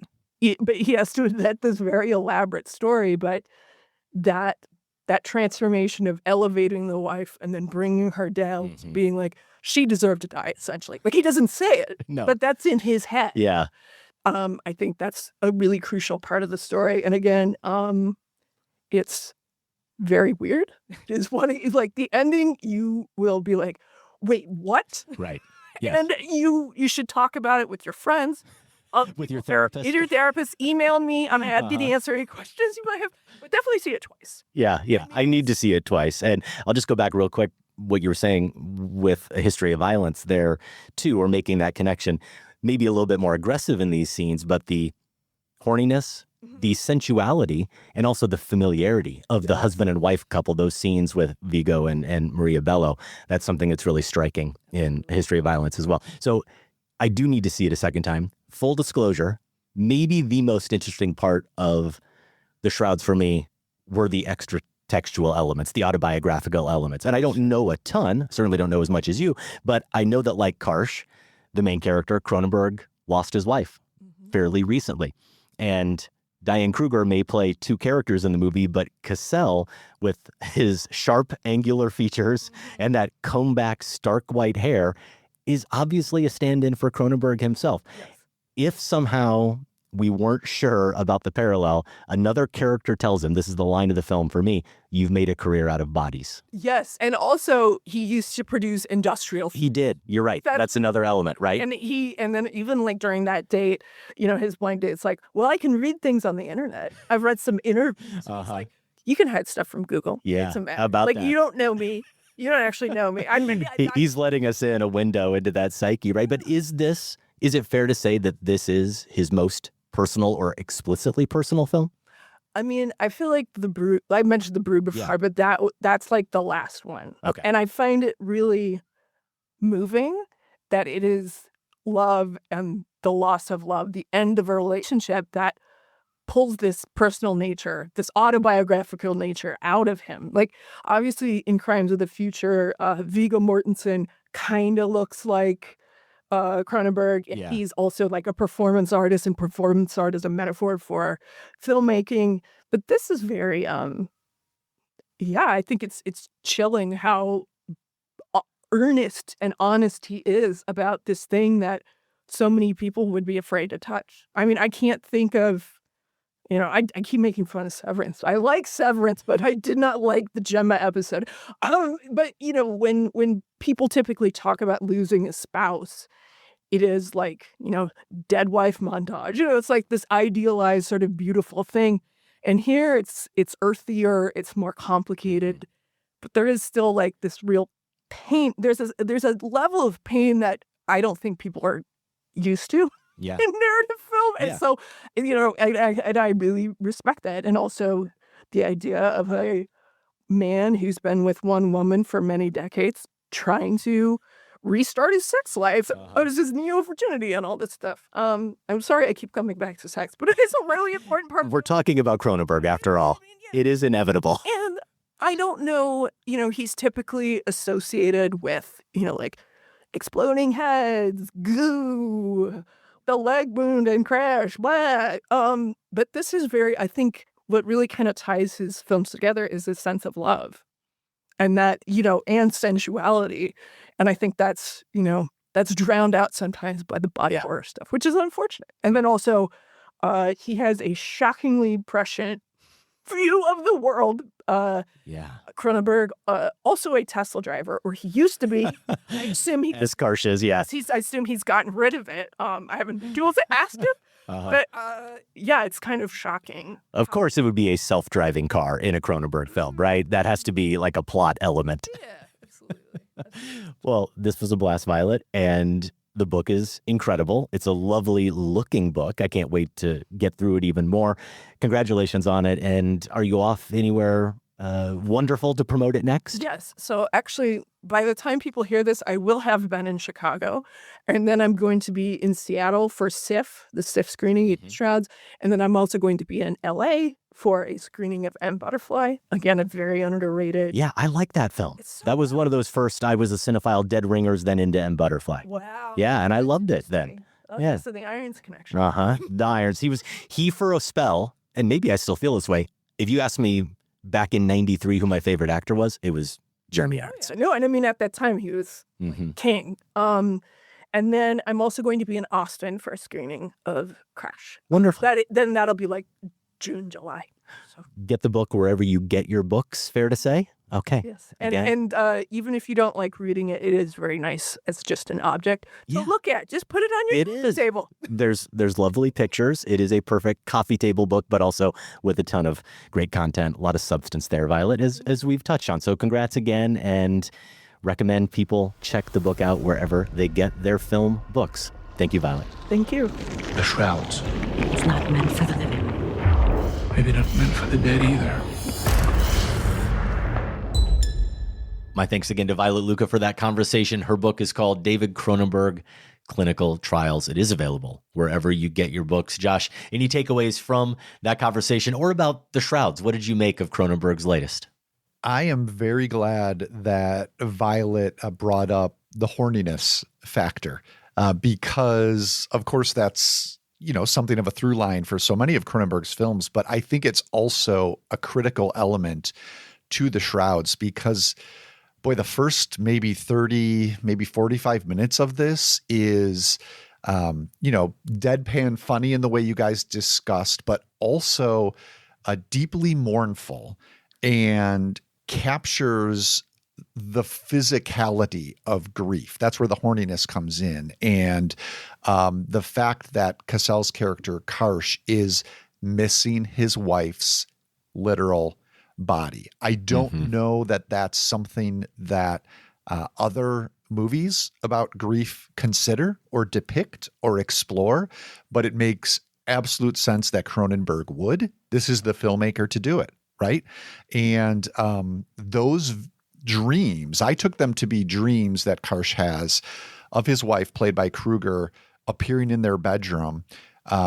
She's naked and desecrated, really, by these surgeries she's had to endure as part of this cancer treatment.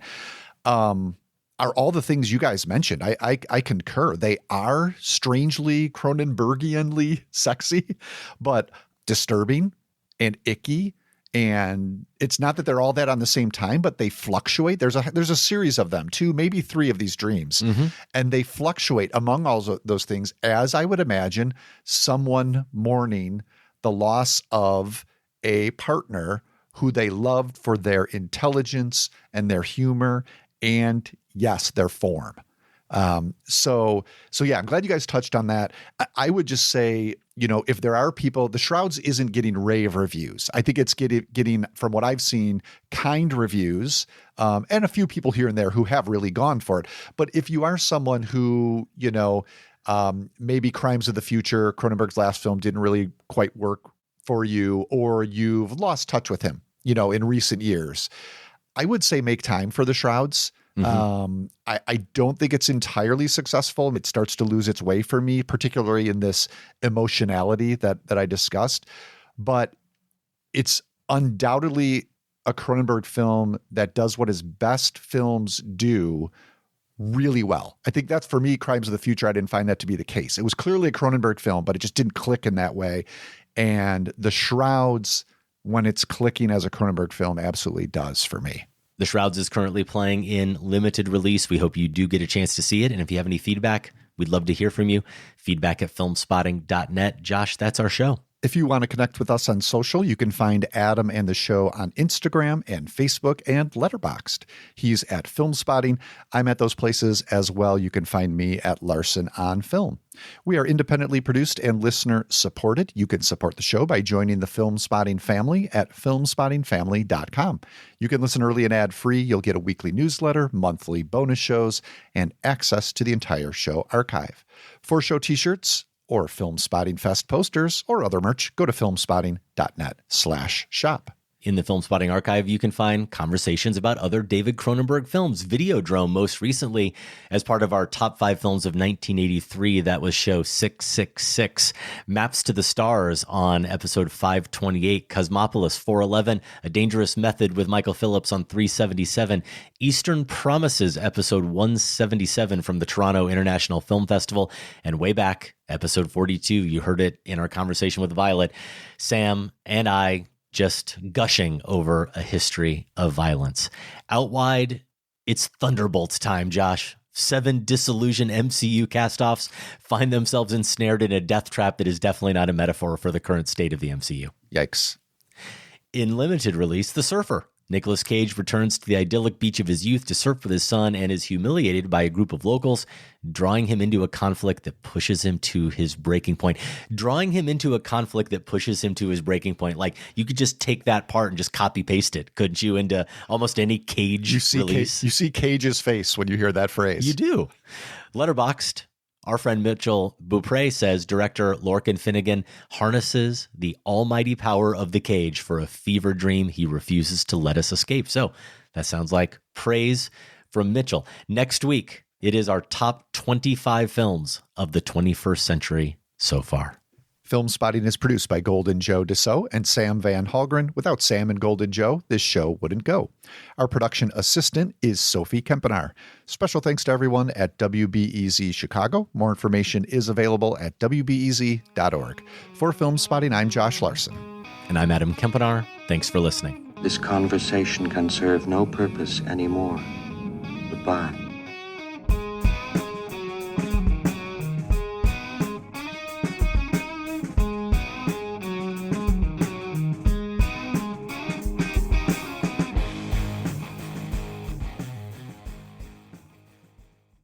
Filmspotting is listener supported. Join the Filmspotting family at filmspottingfamily.com and get access to ad-free episodes, monthly bonus shows, our weekly newsletter, and for the first time, all in one place, the entire Filmspotting archive going back to 2005.